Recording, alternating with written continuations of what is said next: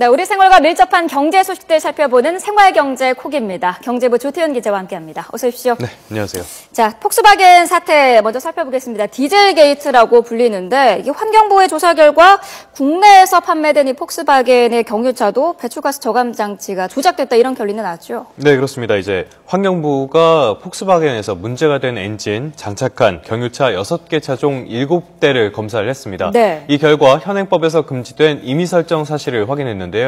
이게 무슨 뜻이냐면은 쉽게 말해서 조작 장치가 발견됐다는 겁니다. 차량 인증 시험 때와는 다르게 도로 주행 때는 배출가스 관련 부품의 기능이 떨어지도록 설정이 돼 있었습니다. 네. 이번에 문제가 된 차량은 구형 EA189 엔진을 탑재한 T구안 유로5 차량입니다.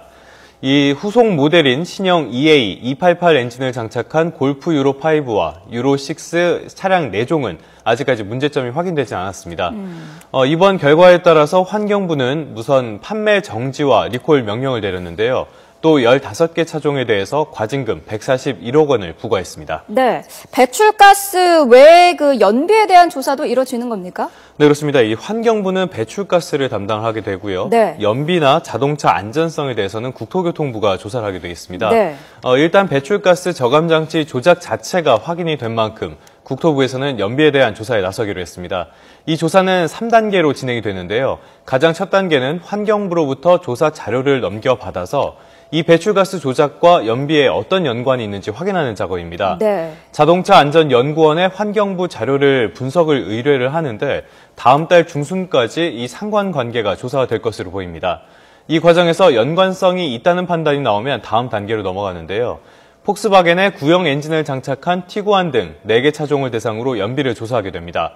리콜 이전의 차량 연비 조사가 2단계고 리콜한 다음의 차량 조사가 3단계인데 연비가 폭스바겐에서 신고한 공인 연비와 5% 이상 차이가 나면 제재 대상이 됩니다. 이 제재는 이제 과태료가 될 텐데 첫 출고 시점부터 연비 수정 전까지 매출액의 0.1%를 과징금으로 부과하게 됩니다. 네. 다만 국토부는 이 공인 연비가 부풀려졌을 가능성은 크지 않은 것으로 보고 있습니다.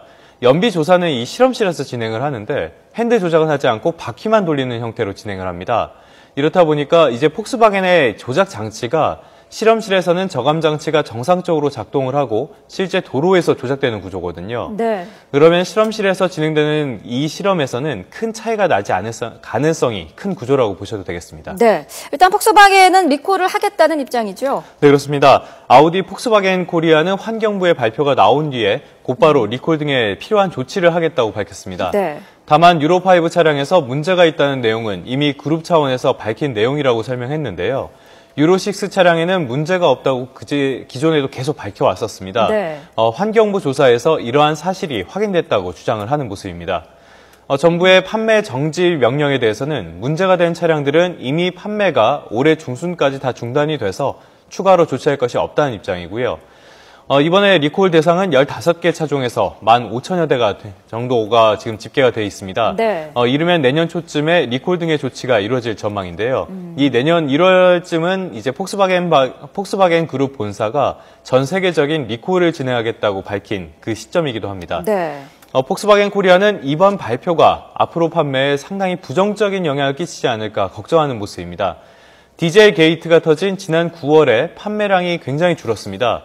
이후에 파격적인 할인 행사 등을 하면서 지난달에는 판매량을 가까스로 회복을 했기 때문입니다. 네. 폭스바겐은 문제가 된 차량을 올해 중반까지 모두 판매가 끝난 만큼 앞으로 판매할 차량은 이번 사태와 무관하다는 점을 적극적으로 알린다는 방침입니다. 네. 자, 그런데 이번 환경부 발표 이후에 다른 완성차 업체도 좀 긴장을 하고 있다고요? 네, 환경부 발표에 보면은 앞으로 이런 배출가스 검사를 실도로에서 검사하겠다 이런 내용이 들어 있습니다. 네. 이게 무슨 뜻이냐면은 지금까지는 이 조사를 실험실에서만 진행을 했었는데 앞으로는 실제 도로에서 주행 실험을 한다는 뜻입니다.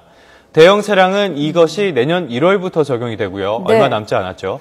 중소형 차량은 오는 2017년 9월부터 제도가 적용됩니다. 이 기준에 미치지 못하면 판매가 금지되는데요. 완성차 업계로서는 아주 제한된 시일 안에 이 기준을 만족해야 된다는 뜻이 됩니다. 특히 중소형 차량에도 적용되는 2017년부터는 거의 모든 차량에 이게 포함이 된다고 볼 수 있는데요. 네.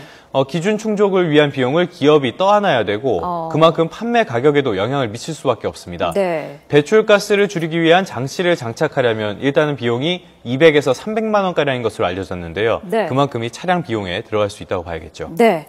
자, 다음 주제로 넘어가 보죠. 미국의 최대 규모 할인 행사죠. 블랙 프라이데이가 우리 시간으로 이제 오늘 오후 2시에 시작이 된다고요? 네, 그렇습니다. 사실상 이미 여러 가지 업체들이 시작을 했기 때문에 네. 이미 시작됐다고 보셔도 무방할 것 같은데요.